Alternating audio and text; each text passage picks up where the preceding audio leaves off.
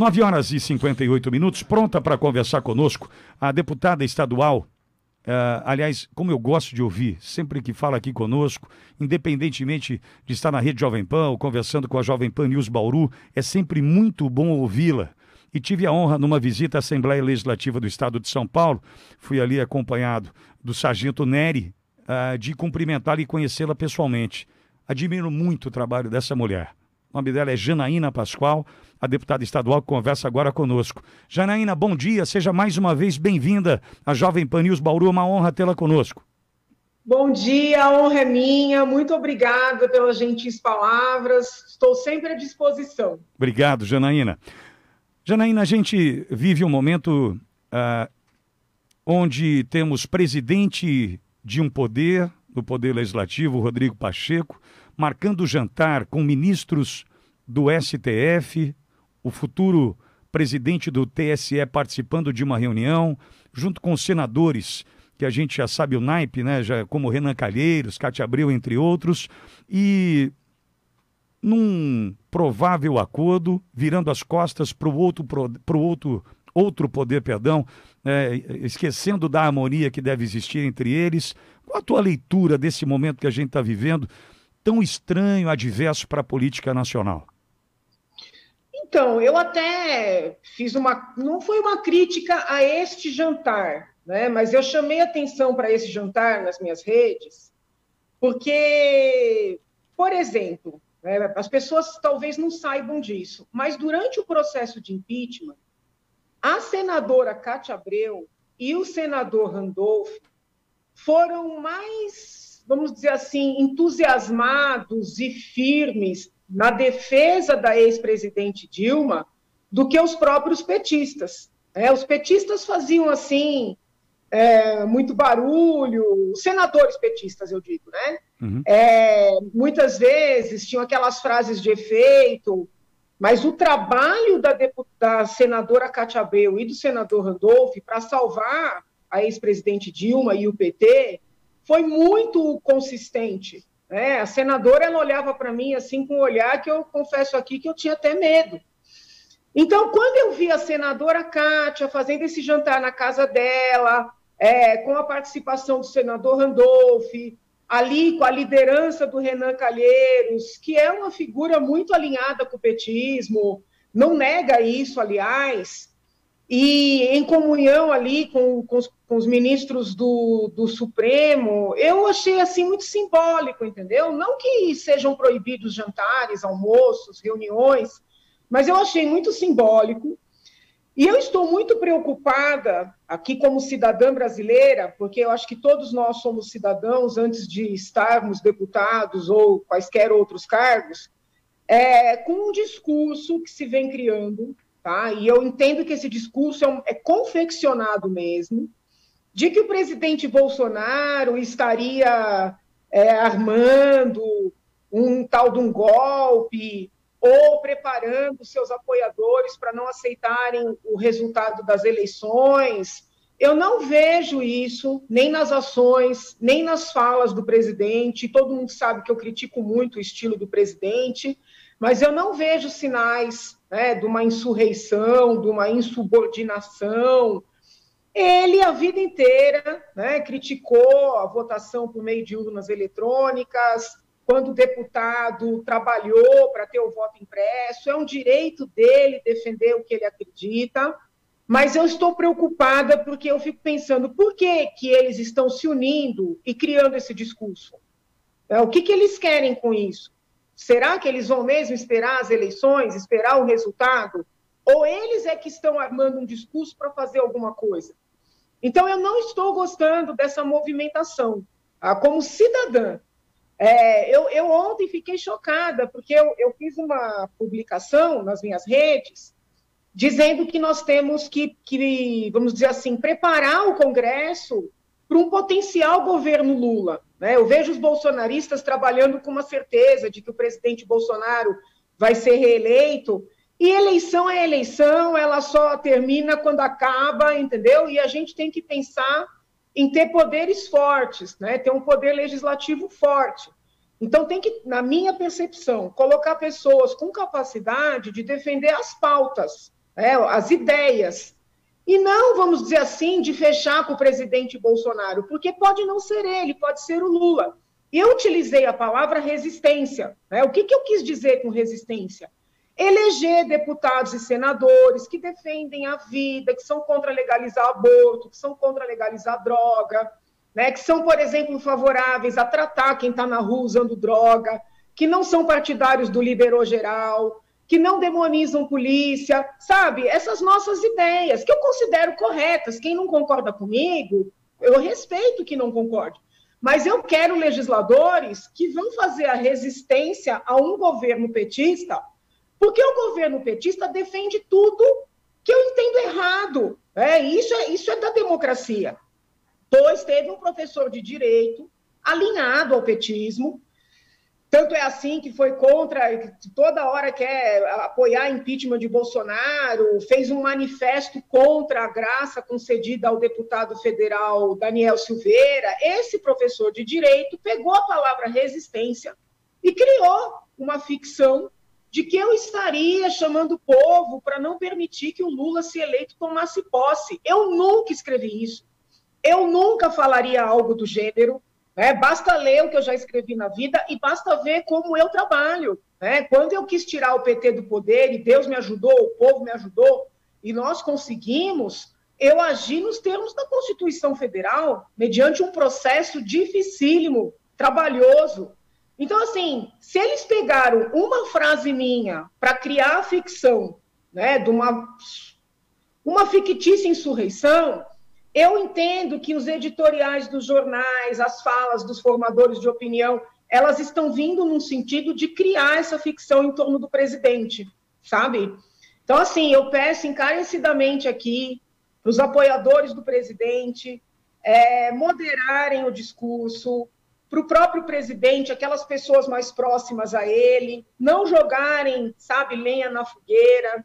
Muitas vezes tem pré-candidato aí que é parceiro do presidente, que está mais preocupado em ganhar like, em ganhar seguidor e em ganhar voto, do que em defender os valores que nos são caros. Então, assim, eu acho que é um momento delicado, mas não por culpa do presidente. Aliás, Janaína, nós temos o ex-presidente do TSE, Barroso, falando com relação à ação das Forças Armadas, agora o presidente do TSE falando sobre forças desarmadas, o próximo presidente do TSE, Alexandre de Moraes, rasgando a Constituição por diversas vezes. Então nós temos essa ala do judiciário já se posicionando dessa forma. Alinhado agora a estes políticos que, por conveniência, estão ali tentando fazer com que esse discurso ganhe força, ganhe repercussão, é motivo sim para a gente estar preocupado, não é? Então, mas o que eu acho que a gente tem que fazer? No lugar de ficar alardeando, e fazendo terrorismo, nós temos que pedir para o presidente e para os apoiadores do presidente moderarem o discurso.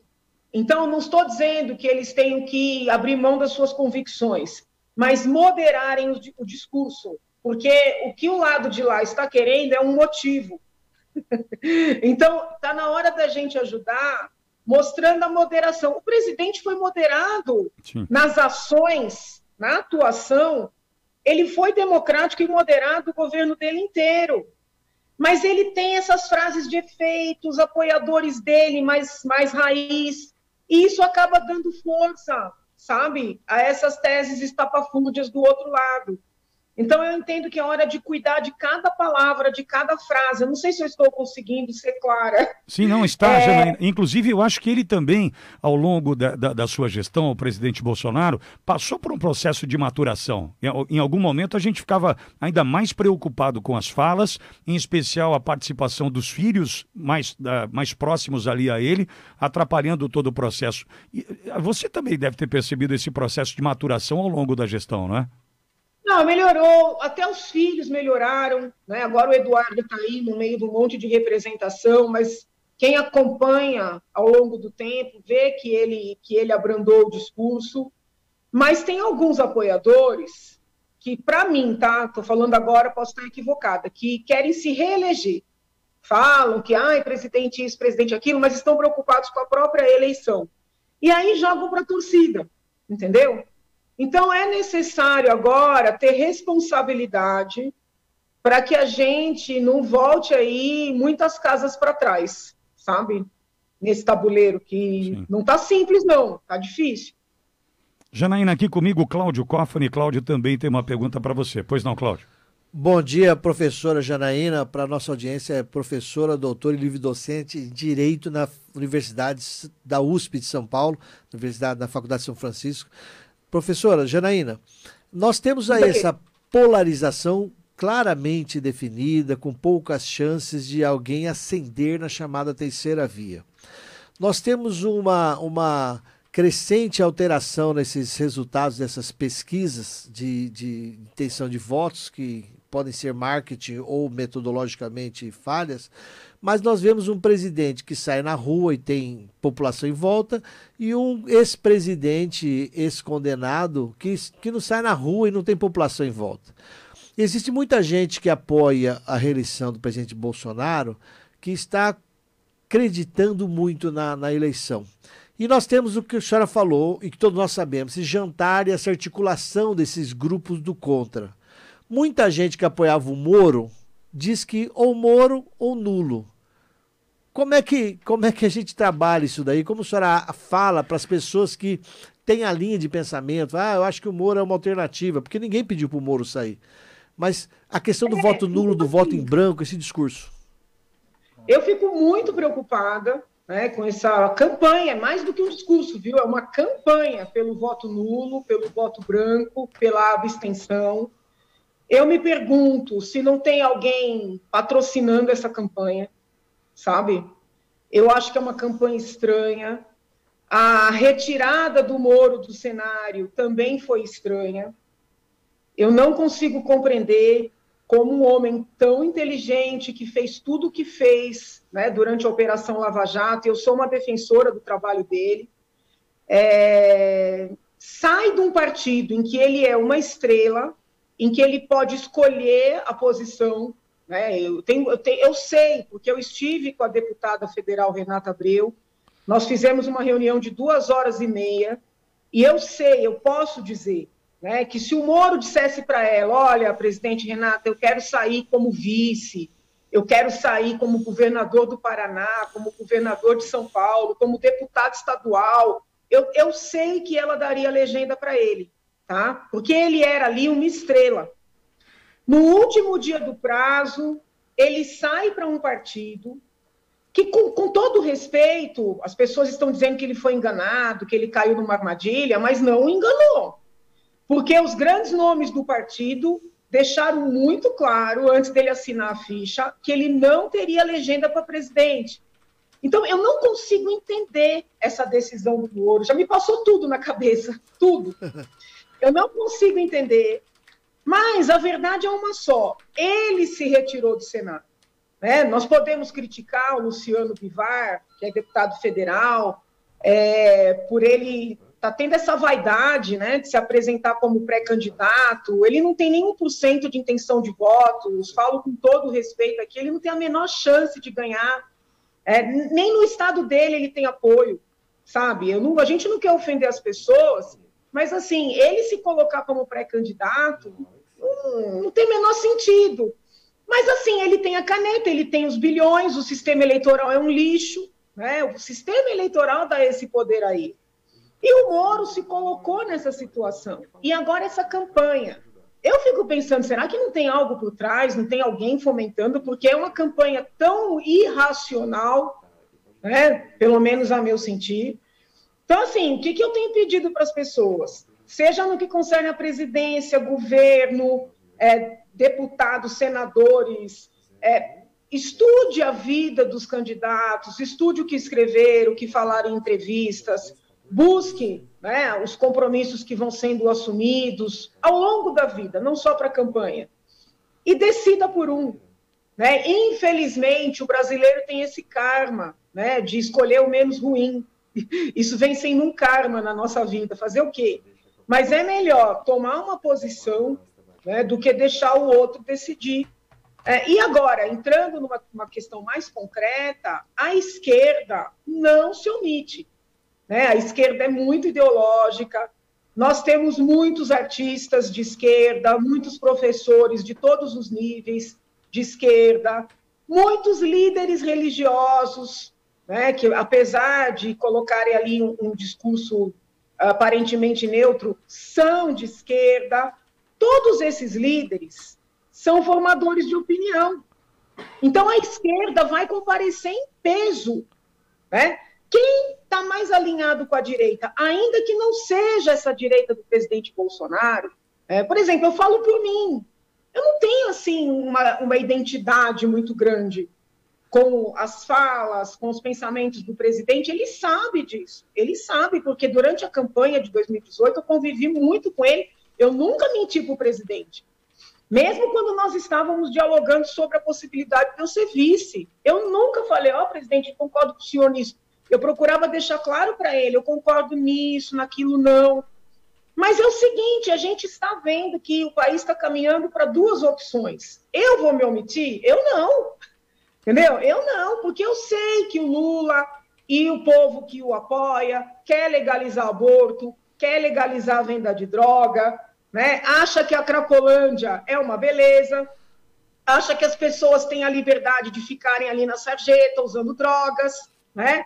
Acha que as crianças podem ficar morando na rua sozinhas, que isso é exercício da liberdade. Então, assim, estas ideias não cabem na minha cabeça. Não é de agora, sempre. Né? A minha dificuldade na universidade pública sempre foi por eu pensar da forma que eu penso. Então, eu tenho que escolher um lado. Como é que eu vou viajar na data da eleição? Pode ser um voto, eu vou votar no presidente Bolsonaro. Agora, eu quero ter o direito de me manifestar quando eu não estiver de acordo, porque eu sou uma cidadã. Sim. Janaína, e a tua leitura com relação às pesquisas que estão sendo mostradas à população? É uma dúvida de muitos, afinal de contas, a gente, como o Cláudio já citou aqui, tem um presidente que tem arrastado multidões e um ex-presidente que tem uma participação questionável, uma adesão questionável por parte do seu eleitorado. Ao mesmo tempo, o Manual do Marketing Político diz, ali provavelmente uma das primeiras páginas, que quem está na frente propõe programa de governo e não tem ataques aos seus adversários. Isso fica para quem está para trás, para buscar votos ali. Qual a tua leitura diante do que a gente está vendo? Uma pesquisa que aponta Lula na primeira posição, entretanto esse candidato que ataca, Bolsonaro que arrasta multidões. Qual é a tua leitura? Olha, eu tive um evento partidário no sábado e houve uma fila de 2 horas para bater foto comigo, para gravar vídeo comigo, para me abraçar. Se eu fosse deslumbrada, eu sairia dali achando que eu tô eleita. Mas eu tenho o pé bem no chão. Então, eu não me iludo com essas manifestações pontuais de amor. É claro que é melhor, né? Quando a pessoa está num ambiente, ela é bem recebida, ela é abraçada, as pessoas querem fazer foto com ela, é melhor. Mas isso não enche barriga nem urna. Uhum. Então, assim, eu sou muito criticada porque tenho o pé muito no chão, tá? Eu conheço muita gente que votou no presidente, que fez campanha para ele ao meu lado e que me diz que não vota nele nem amarrado, tá? Eu conheço muita gente. Desses muitos, a maioria diz que vai anular ou que não vai votar. Mas alguns já me confidenciaram que vão votar no Lula. Então, pode ter um viés aí nessas pesquisas? Pode. Podem escolher o público para fazer as perguntas? Podem. Mas eu não desmereceria essas pesquisas e passaria a mudar um pouco a maneira de trabalhar. O presidente tem que buscar mais apoio, o presidente está cortando pontes, sabe? Está cortando pontes com quadros que são sabidamente de direita. O presidente, nos vários estados, tem dado apoio a quadros que foram parceiros de Lula, que foram parceiros de Dilma, que compactuam com pautas que não têm a ver com as dele. Então, eu falo aqui com o maior amor e carinho, acima de tudo, pelo meu país. Está na hora do bolsonarismo ter um pouco de humildade. Eu disse isso, inclusive, diante do resultado das pesquisas aqui, Janaína, porque apontar o dedo para o resultado e dizer, não, isso não é realidade, isso não é o correto. Em especial porque afasta a possibilidade de trabalhar mais, com mais esmero e buscando o resultado que, de fato, nós precisamos para uma eleição que conduza ou reconduza o presidente Bolsonaro para o mandato 2023-26. Apontar o dedo para o resultado me preocupa sim, viu, Janaína? Eu estou muito preocupada e eu não sei disfarçar, sabe? As pessoas me escrevem, Janaína, você tem que mudar, você tem que enaltecer, você tem que bater nas pesquisas. Gente, eu não sei se é diferente. Eu estou preocupada, porque eu acho assim que o comportamento vaidoso, esse comportamento do já ganhou, só prejudica, sabe? Só prejudica. Você tem que ter, assim, bem claro que a eleição é muito difícil, trabalhar por ela, buscar aliados, mas aliados de verdade. O que eu chamo de aliados de verdade? Não são os que ficam babando o ovo, sabe, puxando o saco, são aqueles que compactuam do núcleo das ideias. E o presidente está cortando ponte em todos os estados, sabe? As pessoas têm que ser muito grandiosas para não se magoarem. Ele tem lançado candidatos para concorrer com quadros que são de direita, que o apoiaram em 2018, sabe? Então, está queimando potenciais deputados. Por exemplo, ele está queimando 2 deputados federais que eu acho que teriam reeleição garantida, que é o Major Vitor Hugo, em Goiás, e é o ex-ministro João Roma, na Bahia. Entendeu? São 2 parlamentares mais alinhados com a direita que teriam reeleição praticamente garantida. Ele vai pôr os caras sem nenhuma chance, desculpa, não quero ofender ninguém, mas sem nenhuma chance de ganhar dos atuais governadores, dos governadores. Na verdade, na Bahia o ACM quer ser governador, mas está como predileto. E em Goiás é o Caiado que quer reeleição. Ele está arrumando encrenca com os 2 quadros que estão mais à direita e está queimando 2 deputados. Aí eu fico pensando, por que esses deputados se submetem? Se submetem porque eles criaram, né, essa loucura de que Bolsonaro manda, eles obedecem. Então, assim, eu não tenho como ficar calada diante disso. Na Paraíba, tem um pré-candidato ao Senado que é pastor, que é professor de direito, doutor em direito, conservador desde sempre, com publicações, pois ele está apoiando o filho de um deputado federal do PL, que fez uma festa quando Lula foi colocado em liberdade, era o cara do Lula livre. Então, como é que eu posso olhar tudo isso e achar bonito? Não acho e falo. Meu compromisso é com o meu país. Fala, Janaína, a senhora é advogada, experiente, eu também sou advogado, e nós temos um advogado como presidente do Senado, Rodrigo Pacheco.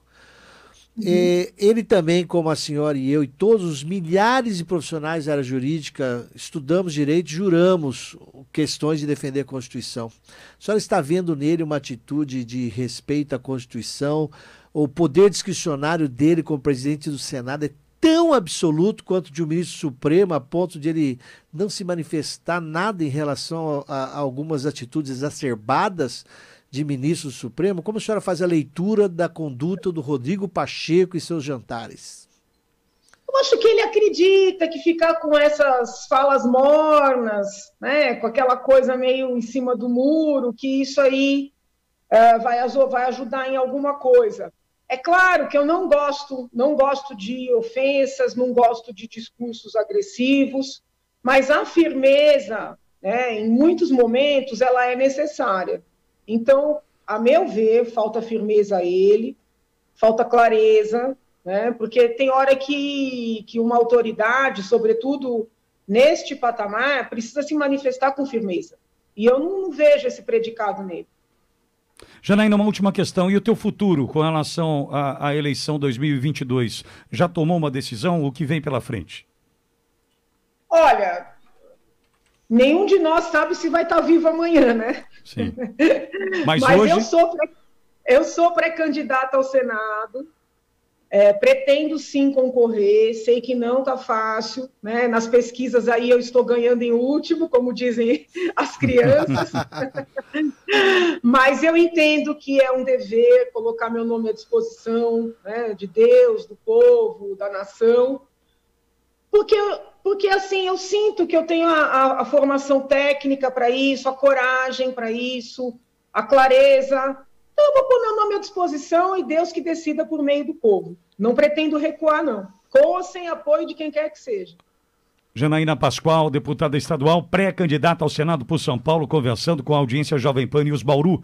Janaína, muito obrigado mais uma vez, sempre pronta para nos atender. É uma honra te ouvir aqui. A honra é minha, fiquem com Deus, muita saúde a todos, beijo especial para o povo de Bauru. Obrigado, Janaína Pascoal, conversando conosco. 10h20.